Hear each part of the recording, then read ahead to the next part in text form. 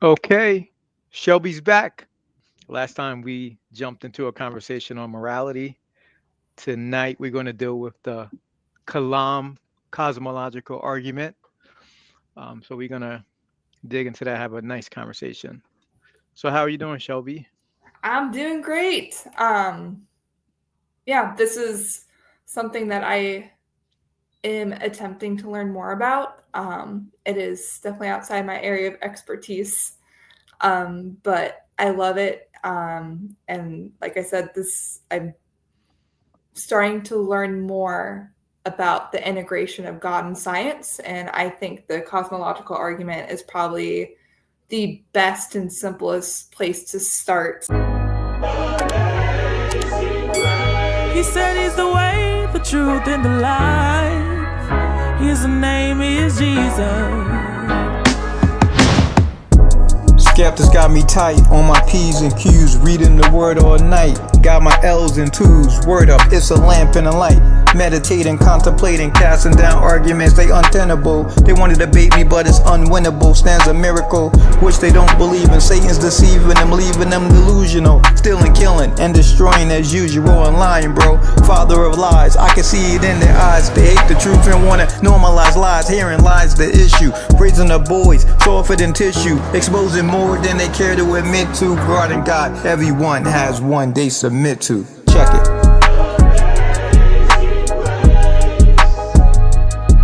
Cause we wanna know the truth, and the truth will set you free. We're going to start at the first premise. Anything that begins to exist has a cause.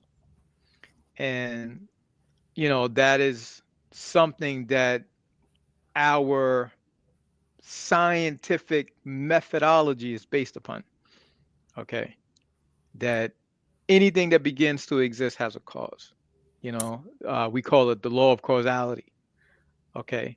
Um, Would you mind let- elaborate between begins to exist and comes into existence and if there's a difference at all?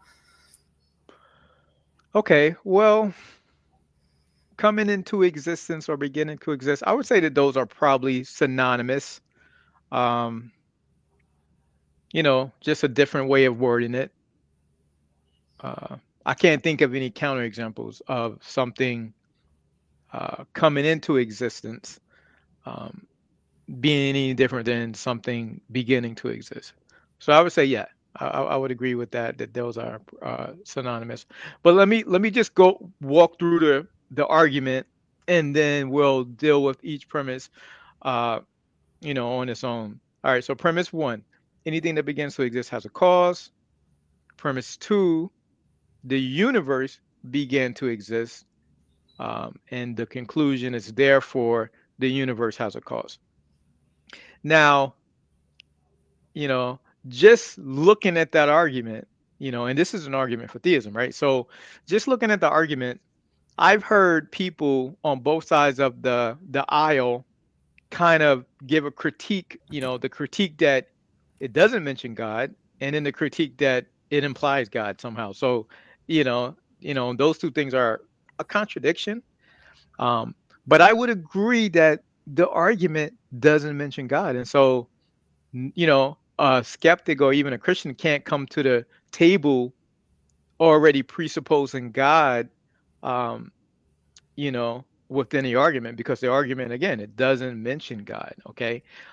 It's only after you get to the conclusion that then you can use deduction to in logic to come to, well, what is this cause? Okay. And then you kind of like work your way through and say, oh wow, this cause looks a lot like, theism. It looks a lot like the God of theism. It looks a lot like the God of Christianity.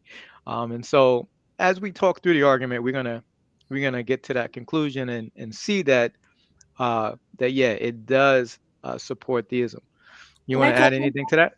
Hmm. Yes, I wanted to touch on something you said about how the cosmological argument doesn't presuppose God. And I think that because it doesn't presuppose God, it makes it probably one of the best objective arguments for God because it's coming at it from a viewpoint of science, not theology. And it gets to the essentially the cosmological argument is the end of the rope of science. Like you're going out through the funnel of science, it comes to the end of the rope, and it points to logically a need for intelligent design. So you're not going into the cosmological argument of there's a God because X, Y, and Z. You're coming at it from a scientific standpoint, and where does the evidence lead? So I think it's really smart for it not to presuppose God, because I think it makes the evidence and what it points to that much stronger,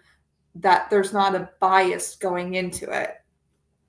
Right. And I would also add to that, and a lot of times, theism and theistic arguments get, critiqued and, accusations leveled because that would be circular reasoning. Okay. If you start with the conclusion at the beginning, then, you're arguing in a circle. And so you're right. It doesn't presuppose God at all. Okay. And so the skeptic can't come and say that, like, oh, well, you're already assuming God in the beginning. Like, no, no, no, no, no, no. The premises don't even mention God. Okay. So let's get that out of the way right off the bat. And I would also like to point out, I think that this is probably one of the best equal playing fields for theists and atheists to discuss, because the theist can discuss this argument without presupposing God. And at the same time, the atheist can talk about it without truly understanding God's role in science. So it's a pretty equal playing field that makes the theist not look ignorant. And it's also a good point for the atheist, because there's, I guess at first glance, it doesn't really look like it's going to contradict atheism.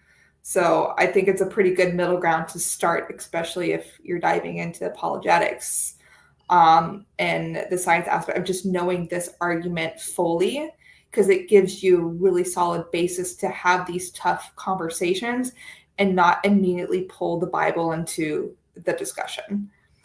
Yeah. And I would even add on to that to say that a skeptic could agree with all of the premises, with both of the premises and the conclusion, right? So now the implications that follow is a different story. Maybe they may want to, and they'll be hard pressed to do it, but maybe they will want to say, well, okay, I agree with the first premise, I agree with the second premises, and the logic is valid. Therefore, the conclusion follows logically. Okay, and so they can accept the conclusion, but then the implications which follow, maybe there is somewhere they may uh have a little pushback to say, well, whoa, whoa, whoa, maybe this cause could be um you know uh unintelligent force, or something that's natural. Okay, and I've heard people try to go in that direction, but as we unpack this whole these premises and the conclusion, we're going to see that, you know, to be honest with you, the logic doesn't go in that direction. All right. Okay. So in any deductive argument, or any argument in general, you have to support the premises. Okay. You have to support the premises. It's nice and pretty to just throw out a bunch of premises and, throw out a conclusion. Um, but are they true? Okay. Can the premises undergo scrutiny and withstand the scrutiny? Okay, so let's take a look at those premises. All right, so let's look at premise one. Premise one: um, everything that begins to exist has a cause. And I went back and looked at a video today from Matt Dillahunty, who is a popular um, atheist. He does a lot of debates, and I actually did a critique of that video on my channel. And I went back to look at it again, and his objection to this premise is prove it. Okay. He said, prove it. Prove that whatever begins to exist has a cause. Okay. Now, I'm not going to go down the rabbit hole of proving things and proof and all of that, because, um, you know, that is controversial in itself. Like, what is a proof? And You will hear some people say the only proof that you have is in alcohol and in mathematics. Okay. And so you don't have proof in science. And technically, quote unquote, you don't have proof in science. Okay. We have evidence. Okay. We have evidence and we have conclusions that are supported by premises. Okay. And we're not looking for 100% certainty with any premise. Okay. That's number one. We're not looking for 100% certainty with any premise. Science doesn't operate on that playing field. Okay. Science doesn't look for 100% certainty. And that's why science continues to evolve and, theories change and, one thing is improved uh, in the next generation. I mean, look at Newton, and then Einstein came on behind him, and he improved some of the theories. Okay, and we get that constantly in science. And so, when we're talking about knowledge, we're not talking about certainty, but we're talking about plausibility. Okay, and Like, so what when does the we evidence point to? right, well, what is more plausible? Okay, what is more plausible when we're talking about two competing hypotheses? Okay, what's more plausible? Is it more plausible uh, that things can come from nothing? Okay, or that things that begin to exist has a cause? Okay, so so I want to bring that point up first, that it's not about proving; it's about what's more plausible. Okay, what's more rational to accept. Okay, because we want to say, and I know I hear atheists talk about this all the time, they want to be the rational side. Okay, they want to be rational. Okay, so if you want to be rational, then you have to go with what is plausible. You can't just go by what is possible. Something is possible, but it's not really plausible. There it's possible that there's a pink elephant in my backyard right now. Okay, but is it plausible? Like, should I believe that? Is it rational for me to believe that? Like, is it rational for me to believe that a pink elephant just came out of nowhere, just popped out of nowhere with no cause, and it's in my backyard right now? Okay, um, and so that's kind of the answer to something like that. Like, okay, we'll prove that whatever anything that begins to exist has a cause. What would you say to something like that, Shelby? If I were to have an objection, because I've heard this before, when you start bringing up the law of causality, I mean, it essentially presupposes the Big Bang because the evidence points to the Big Bang. I have heard people say, well, you can't really know the Big Bang happens, and we just don't have proof yet for other possibilities of how the world emerged. So they're kind of holding on to that, I guess, faith that there's going to be more explanations. How would you go around if someone were to come to you and say, hey, well, the Big Bang's the best theory we have now, but it doesn't mean it's going to be the best theory that we have in 10 years when we have more science equipment and, a better understanding of the universe. So therefore, in 10 years from now, the law of causality might not even be it, or the cosmological argument may not even be valid once we know more information.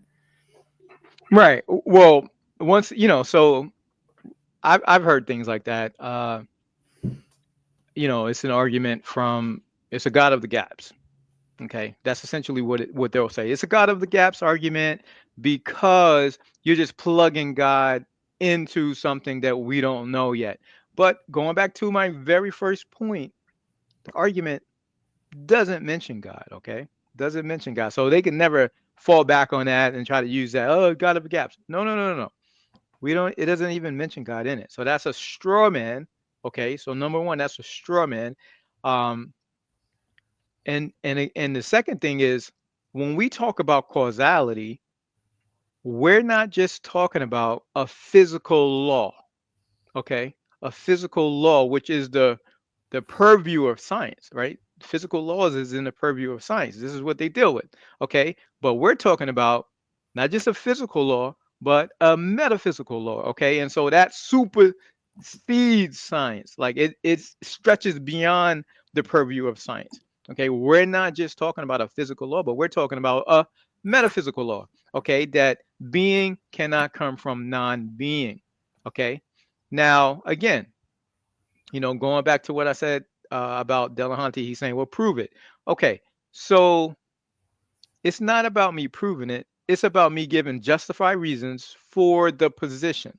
Okay. Now, I've given justified reasons for the position. Now, if someone wants to say, well, wait a minute, it's possible that something can come from nothing. It's possible that something can doesn't need, something can come and not have a cause. Okay. If someone were to say that, then I would say, what is the justified reasons for the position? Okay. And show me how that's possible, because if something's possible, that means you can conceive of it. Okay, if you can conceive of it, then you can articulate how it plays out, at least to some degree. You would like to ask the skeptic a question. Okay, well, how does that look? Explain that to me. Help me to see, you know this vision that you have here of something coming from nothing. um Now I know Hume, you know thought that he came up with an argument, or a conception of something coming from nothing, like maybe a bowling ball just appears on the table. Okay, but again, this is misguided because it's not conceiving something from nothing, because if that were to happen, the person would be like, well, wow, I wonder what caused this to happen. I wonder what caused this bowling ball to just pop up on my table. And then if they were to exhaust all possibilities to say, okay, wow, it wasn't because of that, it wasn't it wasn't teleported. There's not a hole in the table for. They would never. They wouldn't say, well, wow, I guess it did come from nothing. I guess it did pop there with no cause. No, they would say something more like, I guess we will never know what caused it. Okay. Well, I guess we don't know what caused it. It wouldn't be, oh, nothing caused it, right? It would be more of the sort that we don't know what caused it.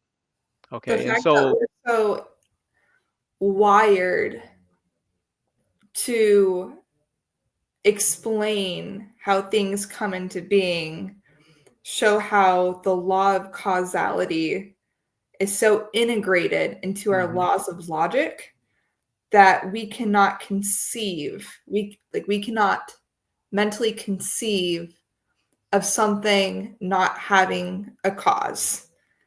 And so we can try, but like the actual state of nothingness we cannot conceive. We cannot.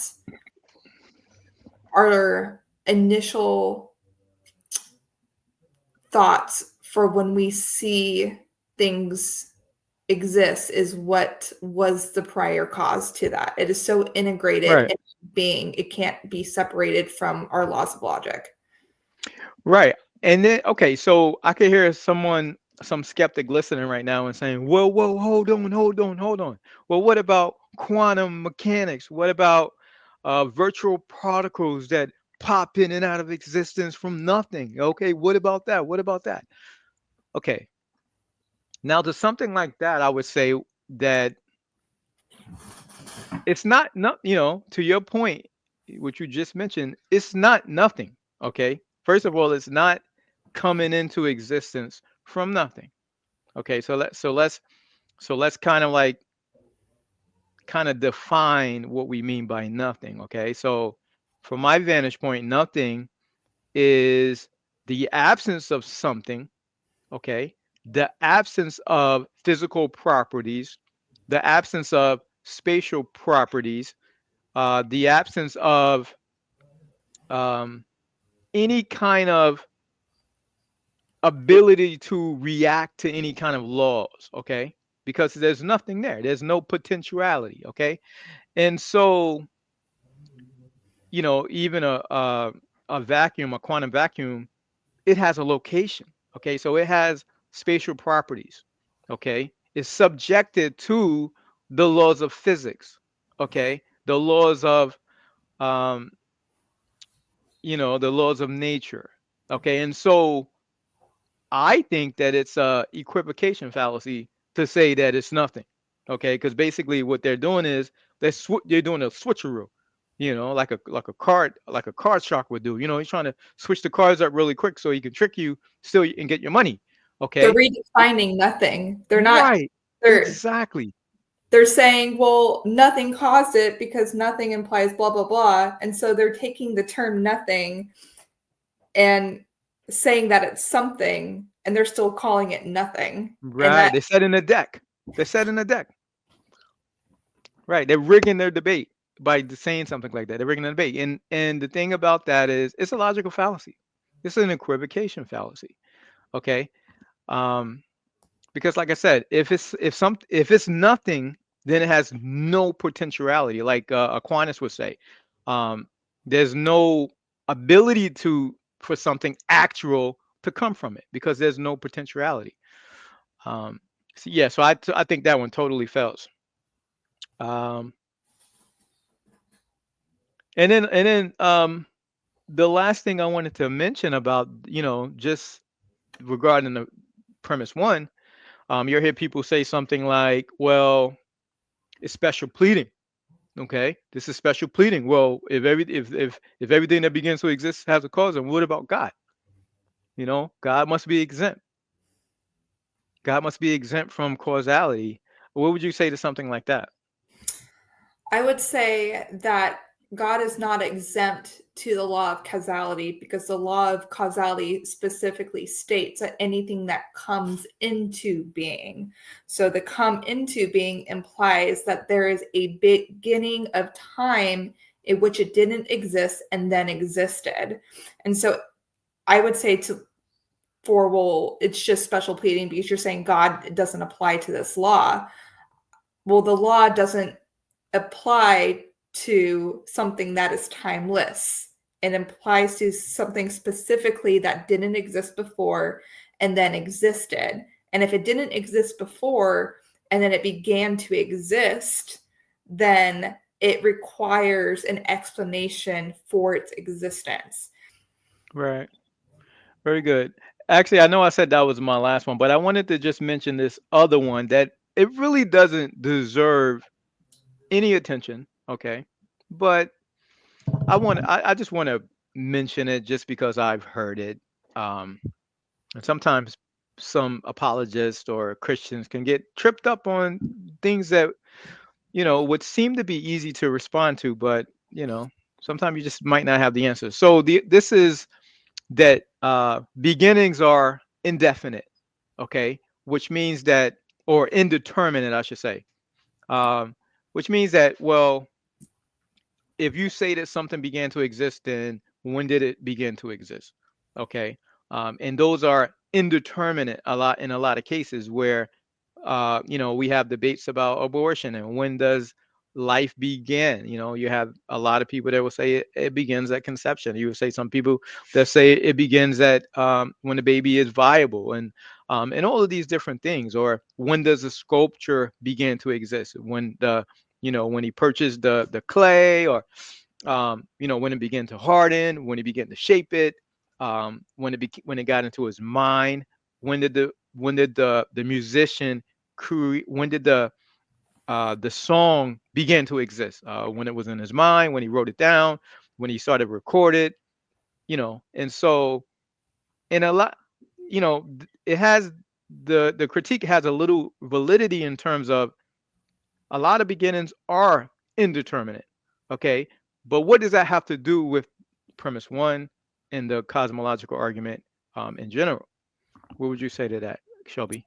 I would say it's a pretty statement, but it has absolutely no backbone because even when you say beginnings are indefinite, it still implies a beginning. So just because you don't know when it began doesn't mean that the beginning itself ceased to exist. And so looking at that argument, it's not saying beginnings don't exist. It's saying, oh, we just don't really know. And the not knowing doesn't falsify the first cause that that beginnings do exist, even though if we don't really know when they did. And so I guess I would question, I said, so are you eternal? Like, did you always exist?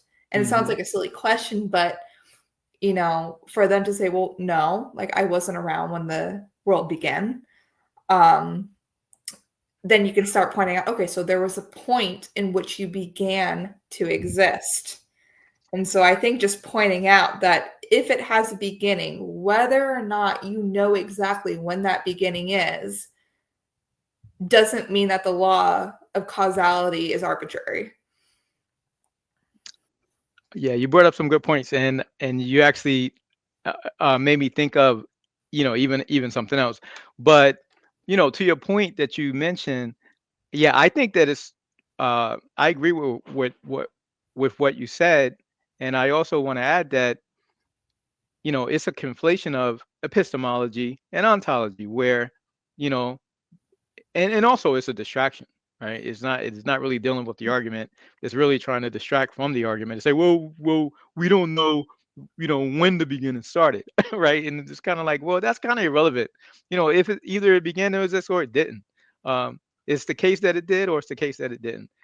So it kind of attempts to take you down a rabbit hole and get you It off track. causes, I would say it causes a distraction, but not a threat. Right. It's kind of like a toothless dog. Um, but it made me think of something else where, like you said, well, did you always exist? Okay, well, some people will push back on that and say, well, the material always existed. Okay, and so in reality, nothing began to exist, because what they're doing is, in the same way that I said that the argument doesn't presuppose God, when the skeptic says something like, well, the material always existed, it actually presupposes naturalism. Okay, it presupposes that material always existed. Okay, but guess what? That's what the debate is about. Okay, so again, they're rigging the debate. They're already assuming their conclusion.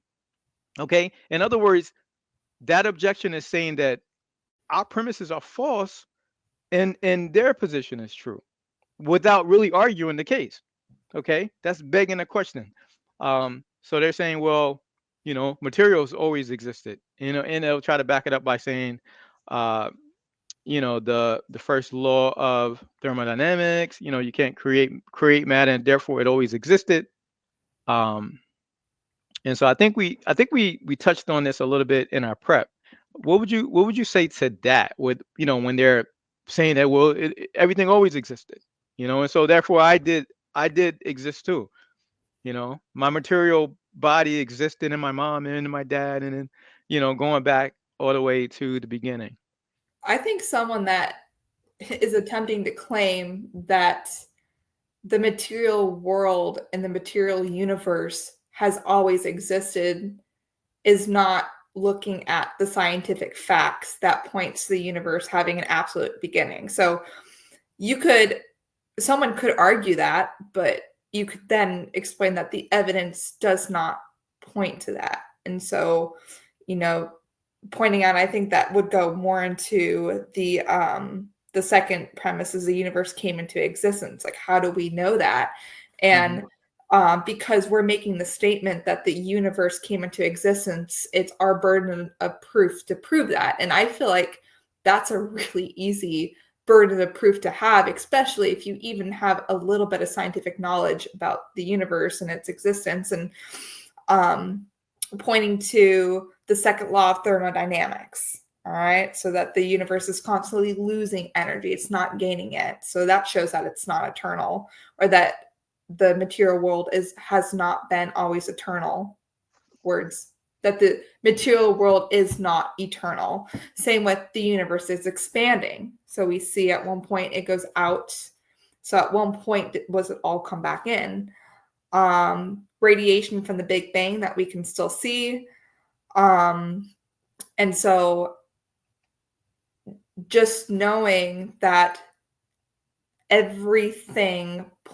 all the evidence points to the universe having an absolute beginning. And scientists have tried to refute this because it points in the direction of theology and an intelligent design.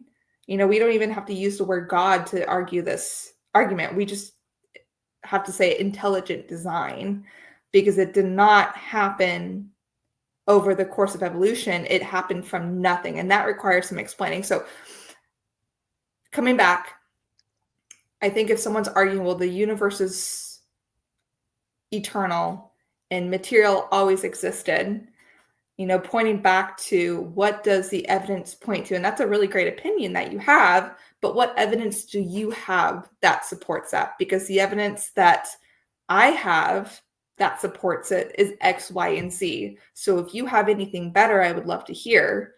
But, again, that's just rhetoric from them because they wrap phrases up that sound really pretty and they're meant to combat, but actually faced with oppression, it crumbles. Right. And that's a great point. And I'm glad you jumped into that. So we're going to jump right into premise two. The universe began to exist. And now you put forth a lot of the scientific evidence for premise two. And I agree with you when you say that the evidence points to a beginning of the universe. Okay. That is irrefutable. That evidence is definitely there that supports it. Okay. And you're also right about the fact that scientists have been trying to refute it. Like even the scientists that helped to discover these evidences, right? The ones that helped to discover it, like Einstein, he didn't want there to be a beginning to the universe. Like so he was trying to change his theory and and Hoyle and relinking. Okay, so all these guys, they've been, going back and forth uh, on their discoveries to try to, uh, you know, kind of push God back, push theism back in terms of the implications that come from this evidence. Which is Okay, so funny in itself, because why are you trying to refute evidence that you found? If it's solid evidence, why are you trying to refute it? What's the point of trying to reevaluate, like hoping for something different, which is a really right? Like they'll interesting come up question with in itself. right. They'll come up with different theories, like the multiverse or the expansion, and then going back to a singularity and expansion. And now, one of the things that I want to point out is that all of these alternatives to the Big Bang, okay, and I know a lot of Christians may not accept the Big Bang for whatever reason. But again, there's a lot of scientific evidence that supports the Big Bang. And so I'm not going to, try to go against that evidence. If the evidence is there, there's evidence that supports it. Okay.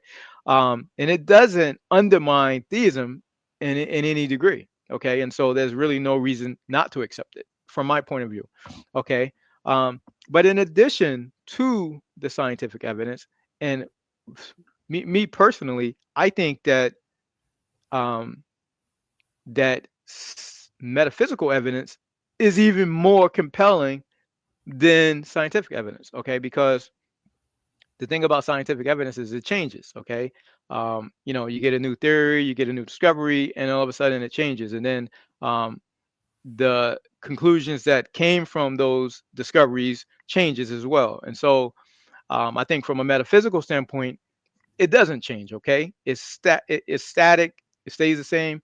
You have those arguments, and this is one of the things that Aquinas was good at. Like the unmoved mover argument. Like that's totally metaphysical, and the skeptic can't touch it. Okay, because and it also goes to a first cause.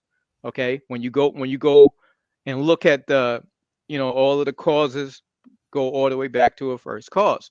Okay, now this metaphysical evidence that I'm talking about for this second premise is the uh, the impossibility of an infinite regress into the past. Okay, and so I'm just going to just put forth these two premises and then a conclusion, and then I want to hear what you have to say about it. Premise one is a collection formed by successive addition cannot be actually infinite. Okay, so that's just a matter of we can't start from one and count to infinity, okay? Because there's always going to be another number to add, okay? So we're never going to be able to add a collection, okay? When we add in it one after the other, we're never going to be able to add those up and get to infinity, okay? And we know that through math because there's always a higher number. We just add one to it, add another one, and add another one, right? And you keep going on and on and on. And you will never get to that last digit. Okay. You're going to keep adding them. Okay. And so that's what this premise one is saying. A collection formed by successive addition cannot be actually infinite. And the reason is because of that. You could keep adding another one. Okay. So the series of past causal events is a collection formed by successive addition. So, in other words, you have an event, then you have another event, followed by another event. So, it's adding events. Okay. Now, if you have all of these events going all the way back into the past, then you're constantly adding to it. Okay. And There's no that can't starting be an point. infinite. It can't be an infinite. Okay. Because again, you could never add it all up to get to the present. Okay. You would always be adding another one, and you would never reach today. Okay. And so the conclusion is therefore a series of past causal events cannot be actually infinite. Okay. And so, in other words, there cannot be an infinite past. Okay. It's impossible because we can never get to today if you go through an infinite number of past events. Okay. And so that's a metaphysical argument that speaks to the fact that premise two is true. The universe began to exist. Okay. It didn't go out into the past eternally. Okay. Um, so what do you want to say regarding anything that I've said? Well, it's funny because I think I was probably around 9 years old. And I remember asking my youth pastor this question in regards to God because I was so confused. And I had essentially described the infinite regress. And in my 9-year-old words that I was using and limited use of experience, I don't think I was explaining it very well. But I remember just trying to explain, okay, well, how can God, be timeless? Or because there'd be no point to start at. And I was so confused with this idea of infinitely backwards means that there's no time to start. I'm like, how are we created? Because if there was an infinite number of time that way, at what point would God have to create our world? And so I was mixing the idea of a reality that was timeless with an origin that was subjected to time. And so I started looking into this after I read Dr. Frank's Turk, I Don't Have Enough Faith to Be an Atheist, and he explains this very well. The world cannot be infinite because it is within time. It's a contradiction. It's saying that something can be both in time and timeless at the same time. And something that is in time, which we live, we are subjected to time. Something that is in time cannot at the same time be timeless. It's the law of non-contradictions. It can't be it and not it at the same time. So I think with the infinite regress, and you explaining very well that, you can't count to infinity. Why? Well, because we're in time. There's no starting point in order for us to be here. And so therefore something cannot have an infinite past. You know what? I will add to what you said about like that contradiction of like the universe being timeless but also in time. I would say that inherently matter, okay, and when I talk about matter, I'm talking about things that are made of atomic particles, okay. um, they're always moving, okay, they're always moving, they're always changing, um, and so that's inherently property of time. That's inherently a property of temporality, okay, because it's always changing. Matter is always changing and always moving, and so the universe itself um, could never be timeless. Okay, the universe can never be timeless because it's made of material. For something to be timeless, it would have to be immaterial and not changing. Okay, it would have to be static. Okay, now and we're going to get to this when we get to the conclusion, which is coming up shortly. um the thing about a being that has a mind, a being that has a will, okay, they can make a choice, they can make a decision to introduce change. Okay, they can make a decision to introduce time. Okay, they can go from timeless to temporality by making a decision. Okay, whereas matter, even hypothetically, because we already said that matter can't be timeless, but even hypothetically, let's say that matter could be timeless, it can't make a decision to all of a sudden create time. It could never make a decision because matter is mindless. Okay, matter in itself is mindless. It doesn't have a mind. It doesn't have a conscience to be able to make decisions. Okay, and so therefore, if matter went from a state of, let's say, timeless, okay, this is just hypothetical because we know that that can't happen. Okay, then that means that whatever the cause was, let's say it wasn't God, hypothetically, let's just say it was some natural occurrence or whatever. Okay, for that cause to do something to you know the state of the universe, that means and it not having a mind, that means it also had to exist eternally. And this is all hypothetical. It would have to exist eternally, and that means the cause and the effect existed together. Okay, if the cause is eternal, then the effect also is eternal. Okay, meaning that it would go back to being eternally existing. Okay, it wouldn't be timeless again. So there's multiple ways to refute the idea that the universe is timeless. Okay, and so that's off the table. The universe cannot be timeless. And I've just showed two different ways how we can come to the conclusion that it's not timeless, and therefore the only other option is it would have to be eternal. Okay, but we've already took that off the table as well. Okay, because an infinite regress into the past is impossible. Therefore, you know, really, really solidly, um, the universe began to exist. Okay. And so that is a solid, I would say that, yeah, premise one and premise two are rock solid. Okay. They're rock solid.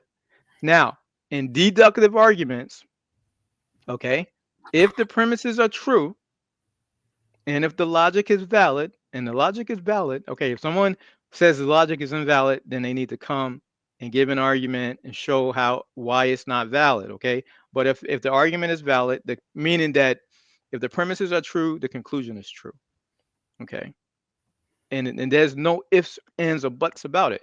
In a deductive argument, if the premises are true, the conclusion is true, okay?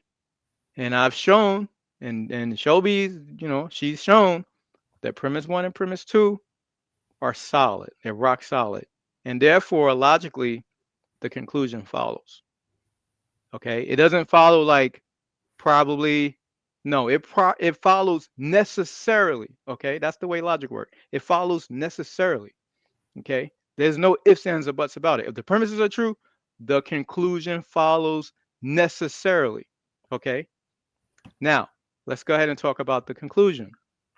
Okay. So if um, you know, everything that begins to exist has a cause. Okay, if that's true, and the universe began to exist, then therefore the universe has a cause. Okay, that's like rock solid logic. Okay, the universe has a cause. So now let's talk about the possibilities of the cause. So I think you brought it up really well. What exactly is the cause? And I think that's probably the most important question that you can ask at the end of this. I mean, it kind of funnels you in to, okay, so once you realize the universe has a cause, what exactly is that? And so with us saying that the best evidence points to the universe out of nothing, all right? So you have to know that time, space, and matter came into coexistence at the same time. And so, because without time, space and matter would have no time to make something. Without space, time and matter would have no place to go.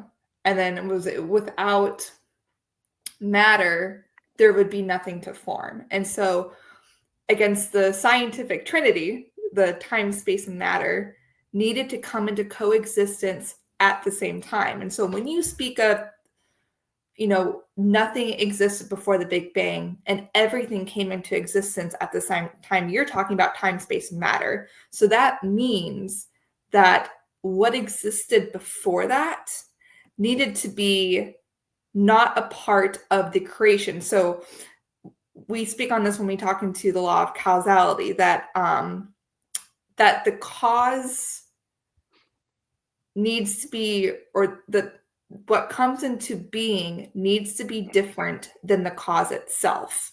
So time cannot be responsible for creating itself. Matter cannot be responsible for creating itself. And space cannot be responsible for creating itself. You're also looking into the law of non-contradictions, is that, it cannot be and not be at the same time.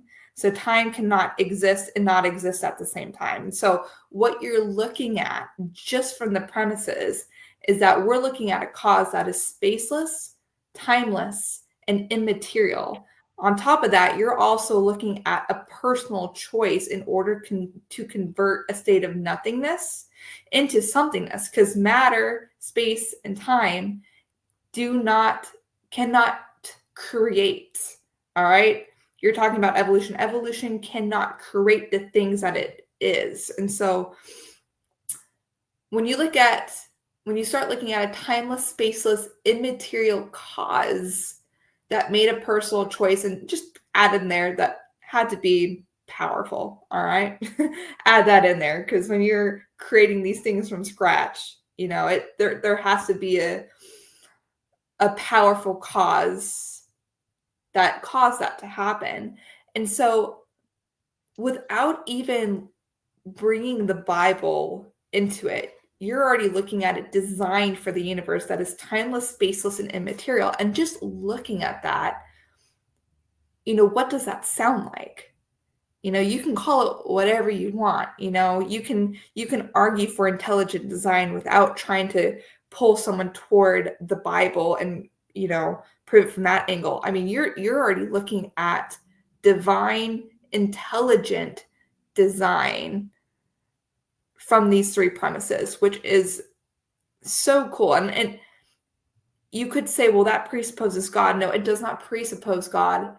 It points to intelligent design. And I would even when you have these discussions, to use terminology like intelligent design, because God has such a association with that word. So to keep it as neutral and possible, just use divine design, intelligent design, explain it in that way of where, the atheists are not going to push back as much as when you say God, because that implies so much more. And so that, I think, sums up the cosmological argument of essentially what the evidence points to is outside science. It is outside any material, time-oriented world that we can even conceive of. And so, I mean, what are your thoughts on that? Yeah, I think you summed it up pretty good. Um, if we're coming from a state of timelessness, then the being has to be timeless, right? If we're coming before space and matter, then the being has to be immaterial. I mean, and I don't have a problem calling. I mean, an atheist doesn't have to do it, but I don't have a problem calling the being God. I don't have a problem with that, because you know this is something that we have used logic and deduction to come to. We didn't just make it up, or just say, uh, this is, or pray to say, this is what I want it to be. No, we use logic to say, okay, if it's before time, then it's timeless. If it's before space, then it's spaceless. If it's before matter, then it's immaterial. I mean, that's deduction. That's how we use logic like that every single day. And so, you know, and when we look in the scriptures, and we look at what the scriptures define God as, it seems very, very similar. Okay? Timeless, eternal, Okay, the Bible says that God is spirit. Okay, we're talking about immaterial. Okay, and you can only, if you're timeless, you can only be immaterial. You can't be material, like we already talked about, because, like I said, matter is always moving. It's inherently changing, and so it's a contradiction to say that it could possibly be timeless. And so it couldn't. Like some people they want to say that this cause could be natural. Okay, that the cause could be natural.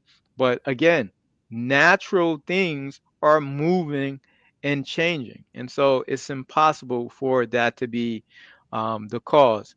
And another thing, one thing that people will say is that, well, maybe in the future, science will discover. No, no, no, no, no. In principle, okay, in principle, matter is always inherently moving and changing. And so it can't be timeless. Like there's nothing in science that can possibly change that. Okay? Because first of all, this is metaphysics that we're talking. We're not talking about um, something that science can change in principle. That's like saying science can change the law of non-contradiction. Science can't change the law of non-contradiction. Science can't change the law of identity to say that a thing is itself. It can't change that. There's nothing that we can discover that's going to change that. Okay. And so, yeah, you know, I know that the atheists is really wishing and hoping and praying that science will come up with something that's going to refute the Kalam cosmological argument, but I'm so sad, so sorry for you. It's not going to happen.